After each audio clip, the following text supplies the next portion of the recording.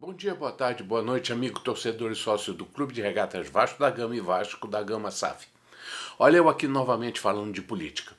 Não é só porque o Vasco está sempre metido nela, e isso é uma verdade mais que comprovada, mas também porque, por mais que tentemos negar, e algumas pessoas insistem em fazê-lo, ela faz parte da vida de todos nós, inclusive de quem torce o nariz para o assunto, seja em família, no trabalho ou no boteco, insistindo que não gosta desse assunto ou prefere fugir dele. Até os alienados sem noção que preferem se enganar com assuntos amenos. Já está na hora de todo mundo entender que a política dirige nossa vida e a internet se enquadra perfeitamente no assunto. Sabemos que no nosso mundo ocidental, ainda livre e democrático, a estrutura política é formada por três componentes que compõem os chamados poderes: o executivo, o legislativo e o judiciário. O executivo é aquele comandado pelo presidente, normalmente eleito pelo povo, ressalvada, é claro, a idoneidade de quem computa os votos, claro. Mas, de qualquer forma, em uma eleição em que pelo menos dois lados opostos competem, é nítido que o vencedor tente dirigir o executivo na direção que manda a sua ideologia. No legislativo, onde existe uma diversidade de concepções, propósitos, doutrinas e princípios, também se busca o entendimento para onde a maioria converge. Caso contrário, nenhuma lei seria aprovada. E no judiciário, óbvio está o poder que tudo olha, tudo vê, com visão isenta, honesta, neutra e sem interesse outro que não o de ser justo. Mas aí está uma fragilidade da democracia. Se é admissível que o executivo puxe para um lado, que o legislativo, aos trancos e barrancos, procure fazer o seu trabalho com base no entendimento, será que o judiciário, que deveria ser rígido, com atuação imparcial, a busca pela justiça é sempre aplicada?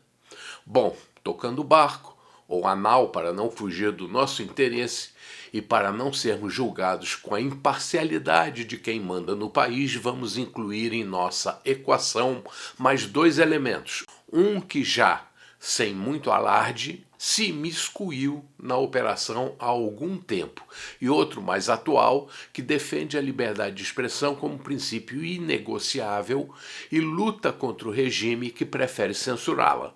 O primeiro é a mídia, anteriormente conhecida como imprensa, que em sua maioria é controlada pela esquerda, fruto da dominação cultural, teoria da escola de Frankfurt, que predomina e reina na maioria das academias que formam os profissionais da área. O outro é a internet e suas redes sociais que, apesar de livre em sua essência, luta para não perder o direito de se expressar. E considerando que quem administra, quem legisla e quem julga não possui boa avaliação da população e precisa da mídia para limpar sua barra, e essa precisa de verbas públicas para sobreviver, só a internet resta livre por enquanto. E como o Vasco foi transformado pela influência dos políticos que usam nossos princípios de igualdade, respeito e inclusão como bandeiras para angariar votos, nosso clube luta para se livrar dessas amarras. Paralelamente a isso, não consigo entender a cabeça do brasileiro. Eu reconheço que muitos torcedores vascaínos, por não possuir amadurecimento, seja pela pouca idade, seja porque é boçalmente pouco evoluído, não ajudam o Vasco. Mas ao mesmo tempo em que reconheço o imenso amor que a maioria dos torcedores tem pelo clube, preciso aceitar também que parte deles perdem a cabeça e deixam de raciocinar com clareza e acabam prejudicando o time. E essa cambada de inconsequentes são usados e explorados pelos políticos que adoram que o Vasco continue sem rumo e dependendo de suas decisões. Semana passada assisti uma reunião do Conselho Deliberativo do Clube Associativo, que discutiu o relatório da Diretoria Administrativa e do Conselho Fiscal com finalidade de aprovar ou não as contas do exercício de 2025. Após muita baboseira, onde aqueles que sempre aproveitaram para aparecer e mostrar sua erudição, as contas foram aprovadas, posto que o ano de 2025 já passou há muitos meses, e se as merdas feitas tivessem causado efeito destrutivo, já teríamos sentido suas consequências. E vamos e venhamos, há muitas décadas tenho presenciado atuações deploráveis de administrações vascaínas, o que não vejo agora, pelo menos vindo das declarações do presidente.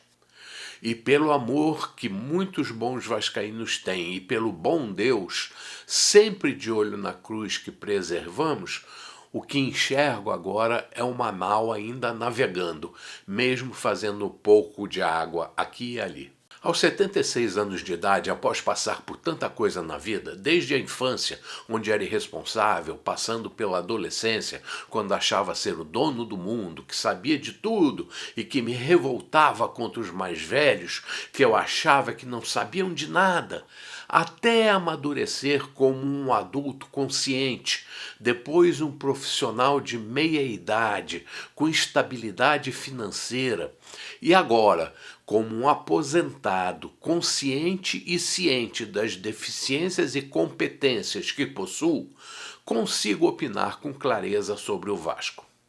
E claro, dando direito a todos de concordar ou não com meus pontos de vista. E todos esses anos me fornecem convicção de que a internet só fez agravar as diferenças de opinião entre as várias correntes de pensamento existentes. No mais, todos os bons vascaínos passam pelas etapas da vida que relacionei acima. As crianças são os que não merecem as más ações dos maus administradores vascaínos, porque não entendem muito o que está acontecendo. Os adolescentes e os adultos irresponsáveis são, na maioria, culpados por não possuir a paciência necessária que um clube centenário sofrido merece e preferem colocar nos atletas a culpa de tudo, mesmo antes do jogo terminar. Por isso cometem injustiças com alguns jogadores, que depois vão até desempenhar bem em outros clubes. Mas com as redes sociais e a mídia sempre efervescentes, parecendo uma daquelas pastilhas de vitamina C, num mundo que exige cada vez mais amadurecimento e inteligência, vê-se a proliferação de brucutus e seres mal educados, principalmente entre parte das torcidas organizadas. E isso não eleva a autoestima de uma equipe, muito pelo contrário. Por isso rezo para que o gigante da colina seja entregue, no bom sentido, a um bom administrador que respeite os princípios únicos do Vasco, que consiga congregar competência administrativa com um time tecnicamente eficiente e uma torcida apaixonada, que é a razão principal para alguém querer assumir o fardo e torná-lo vencedor. Bom, amigos, por enquanto é isso. E espero que ano que vem a gente lute lá em cima na tabela. Bom, até breve, mas sempre de olho aberto, e para mantê-lo aberto, nada melhor do que aceitar o meu convite para tomar um café da colina comigo todas as terças e quintas às 7h30 da manhã. E aproveite para deixar o seu like, compartilhar e comentar para me ajudar a atingir mais pessoas. Afinal, não tenho patrocinadores nem intenção de ganhar dinheiro com esse canal. A companhia dos amigos, a companhia dos verdadeiros vascaínos são a minha recompensa. E enquanto tiver saúde física e mental, estarei aqui. E se quer que fale de um assunto específico, então coloque aí nas mensagens. Bom dia, boa tarde, boa noite, amigo, torcedor e sócio do Clube de Regatas Vasco da Gama e Vasco da Gama SAF. Saudações vascaínas, sempre.